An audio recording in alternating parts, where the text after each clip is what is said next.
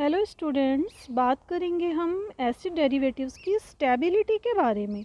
तो सबसे पहले जैसे कि हम देख रहे हैं RCOCl एसाइल क्लोराइड में जो कार्बोनिल ग्रुप है उसमें पाई बॉन्ड के इलेक्ट्रॉन्स को ऑक्सीजन अपनी ओर अट्रैक्ट करता है क्योंकि इसकी इलेक्ट्रोनेगेटिविटी ज़्यादा है और इस वजह से कार्बन पर पॉजिटिव चार्ज डेवलप होता है। ये हम देख रहे हैं यहाँ कार्बन पर पॉजिटिव चार्ज डेवलप हो रहा है।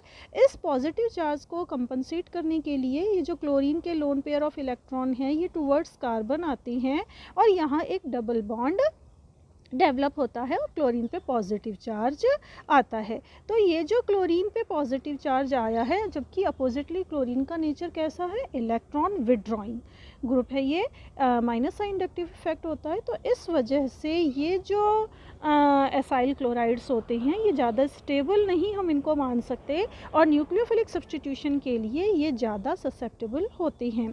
बात करती हैं एसिड एनहाइड्राइड के बारे में। तो एसिड एनहाइड्राइड में हम देख रहे हैं कार्बोनिल ग्रुप का अगर माइनस आई इफेक्ट है, मतलब कि जो सी डबल बॉन्ड ओ के इलेक्ट्रॉन हैं ये ऑक्सीजन अपने पाई बॉन्ड के इलेक्ट्रॉन्स को अपनी ओर अट्रैक्ट करेगा। कार्बन पे थोड़ा पॉजिटिव चार्ज होने की संभावना है और उसको कंपनसेट किया जाता है ऑक्सीजन के लोन पेयर ऑफ इलेक्ट्रॉन के द्वारा। तो चूँकि यहाँ पर स्टेबलाइजेशन तो होना चाहिए लेकिन यहाँ पर दो दो कार्बोनिल ग्रुप हैं और दो कार्बोनिल ग्रुप के कारण उनमें कंपटीशन रहता है लोन पेयर ऑफ इलेक्ट्रॉन को अपनी ओर लेने का। इस वजह से जो स्टेबलाइजेशन है होता तो है लेकिन फिर भी हम एक्सटेंट ऑफ स्टेबलाइजेशन जो है वो रेजोनेंस में हम कम या डिक्रीज मान सकते हैं। एस्टर्स में हम देख रहे हैं, एस्टर्स में जो स्टेबलाइजेशन है वो एक अच्छे एक्सटेंट तक होता है क्योंकि जो कार्बोनिल ग्रुप है उसके इफ़ेक्ट को बैलेंस करता है या कार्बन पे जो पॉजिटिव चार्ज डेवलप हो रहा था उसको बैलेंस करता है OR या एल्कोक्सी ग्रुप। और इस वजह से एसिड एनहाइड्राइड जो हैं ये ज़्यादा स्टेबल होती हैं और न्यूक्लियोफिलिक सब्स्टिट्यूशन की तरफ ये कम रिएक्टिव होती हैं। बात करते हैं एमाइड्स की। तो एमाइड्स में भी हम देख रहे हैं कार्बन पे जो पॉजिटिव चार्ज हो रहा है उसको नाइट्रोजन के जो लोन पेयर ऑफ इलेक्ट्रॉन हैं वो डोनेट कर रहे हैं टूवर्ड्स कार्बन, शिफ्ट हो रहे हैं और इस वजह से जो हैं इनकी स्टेबिलिटी ज़्यादा होती है और ये जो एमाइड्स हैं 10 टाइम्स लेस रिएक्टिव होते हैं देन एसाइल क्लोराइड। बात करते हैं फिजिकल प्रॉपर्टीज़ के बारे में।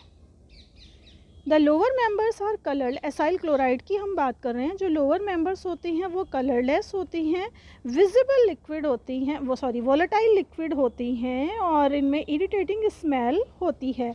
जो हायर मेंबर्स हैं वो कलरलेस लिक्विड्स होती हैं।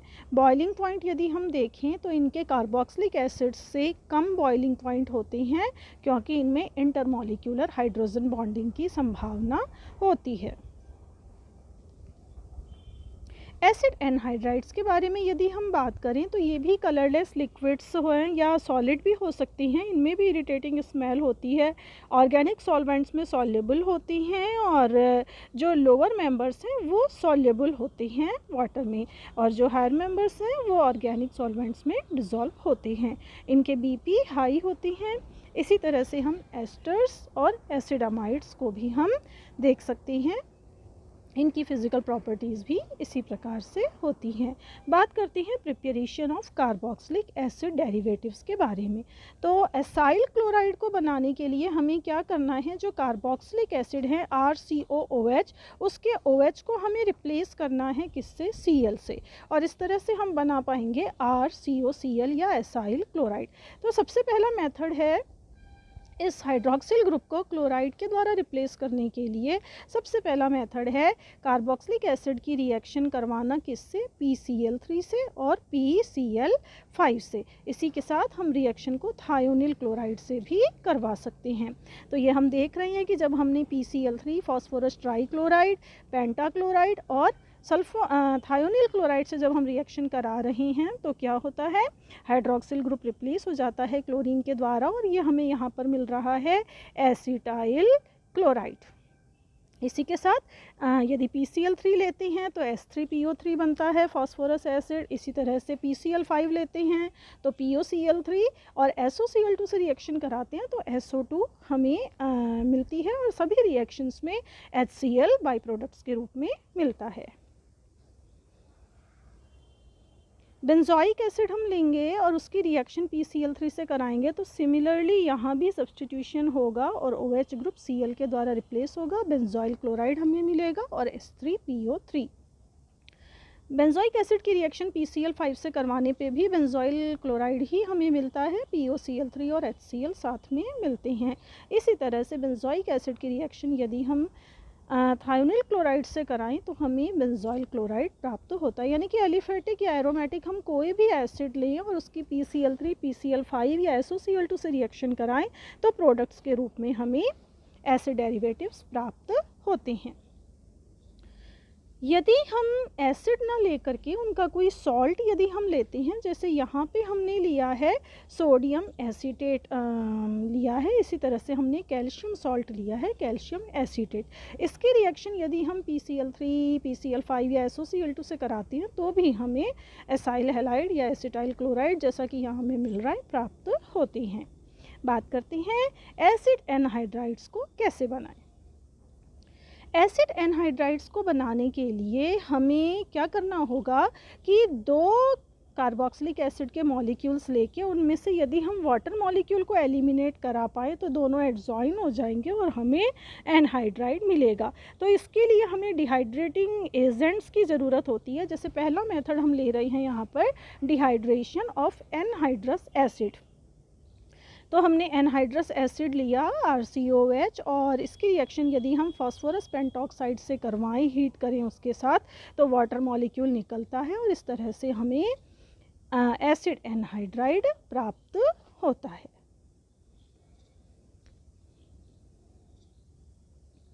जैसे यहाँ हम देख रहे हैं एसिटिक एसिड हमने लिया तो CH3COOH ये हमने लिया और P2O5 के साथ में रिएक्शन कराई तो एसिटिक एनहाइड्राइड हमें प्राप्त होता है।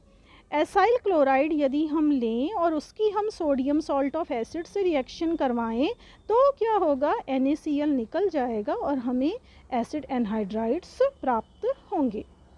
इसी तरह से यदि सोडियम सॉल्ट कार्बोक्सिलिक एसिड का ले लें और उसकी यदि हम एसिड एनहाइड्राइड से रिएक्शन कराएं, जैसे हम यहाँ पे सोडियम सॉल्ट ले रहे हैं किसी कार्बोक्सिलिक एसिड का और उसकी रिएक्शन करवा रहे हैं एसिटिक एनहाइड्राइड के साथ, दोनों को हीट यदि हम कर रहे हैं तो एसिड एनहाइड्राइड हमें मिलेगा किसका, जिसका हमने सोडियम सॉल्ट लिया है और ये एसिड के रूप में कार्बोक्सिलिक एसिड के रूप में कन्वर्ट हो जाएगा। तो हमें यहाँ पर मिल रहा है CH3COOH यानी कि एसिटिक एसिड और ये जो हमने सोडियम सॉल्ट जिस कार्बोक्सिलिक एसिड का लिया था वो एनहाइड्राइड में कन्वर्ट हो जाएगा। यदि हम सोडियम सॉल्ट लें किसी एसिड का और उसकी रिएक्शन POCl3 से कराएं तो हमें Na3PO4 यहाँ पे निकलेगा और हमें एसिड क्लोराइड्स प्राप्त होते हैं। ये जो एसिड क्लोराइड्स हैं इनकी रिएक्शन यदि हम इनसे करवाएं CH3CONA या सोडियम एसीटेट से तो भी हमें एनहाइड्राइड्स प्राप्त होती हैं और यदि सोडियम सॉल्ट ऑफ एसिड्स की रिएक्शन हम SOCl2 से कराएं तो भी हमें एसिड एनहाइड्राइड प्राप्त होते हैं। एस्टर्स को यदि हमें प्राप्त करना है तो हमें OH ग्रुप को OR ग्रुप से रिप्लेस करवाना होगा। ये जो एस्टर्स होती हैं ये ज़्यादातर नेचुरल सोर्सेज जैसे प्लांट्स हैं, फ्रूट्स हैं, फ्लावर्स हैं, इनमें पाई जाती हैं, जैसे ऑरेंज, बनाना, एप्पल, पाइनएप्पल, मैंगो, ये सभी अच्छे सोर्सेज हैं एस्टर्स के। इसको बनाने के लिए सबसे पहला मेथड है डायरेक्ट एस्टरिफिकेशन। तो एस्टरिफिकेशन हम कैसे करवाते हैं, कोई भी कार्बोक्सिलिक एसिड लेते हैं और उसकी रिएक्शन कराते हैं अल्कोहल के साथ। तो RCOOH प्लस R' यदि हम लें तो हमें एस्टर मिलता है RCOOR, वाटर यहाँ पर निकलता है। ये जो हमने एस्टरिफिकेशन करवाया है ये एसिड के प्रेजेंस में करवाते हैं। ये हम देख रहे हैं यहाँ पर H+ आयन है, यानी कि एसिड की उपस्थिति में हमें ये रिएक्शन करवानी है, वाटर मॉलिक्यूल इसमें एलिमिनेट होता है। जैसे यहाँ हम ले रहे हैं CH3COOOH यानी कि एसिटिक एसिड, और साथ में हम ले रहे हैं C2H5OH या इथेनॉल। तो हमें वाटर मॉलिक्यूल निकल करके प्राप्त होता है ethyl acetate CH3COOC2H5। Acetic acid की रिएक्शन यदि हम फिनॉल से कराएं तो यहाँ भी रिएक्शन होगी, वाटर मॉलिक्यूल बाहर निकलेगा और हमें मिलेगा CH3COOC6H5 फिनाइल एसीटेट। यदि हम अल्कोहल के रिएक्शन करवाएं एसिड डेरिवेटिव्स के साथ में, जैसे कि एसिड क्लोराइड के साथ यदि हम अल्कोहल की रिएक्शन करवाते हैं तो भी हम एस्टर्स बना सकते हैं। जैसे यहाँ हमने लिया RCOCl और इसकी रिएक्शन कराई R-OH से, तो HCl निकलेगा और RCOR- हमें प्राप्त होगा। जैसे इथेनॉल की रिएक्शन हम करा रहे हैं CH3COCl इथेनॉल क्लोराइड से, तो हमें यहाँ पर मिल रहा है CH3COOC2H5 और ये HCl यहाँ से एलिमिनेट हो जाएगा। इसी तरह से एनहाइड्राइड की रिएक्शन यदि हम अल्कोहल से कराएं तो भी हमें एस्टर्स प्राप्त होते हैं। जैसे हम यहाँ पे ले रहे हैं एसिटिक एनहाइड्राइड और रिएक्शन करवा रहे हैं C2H5OH इथेनॉल से, तो हमें इथाइल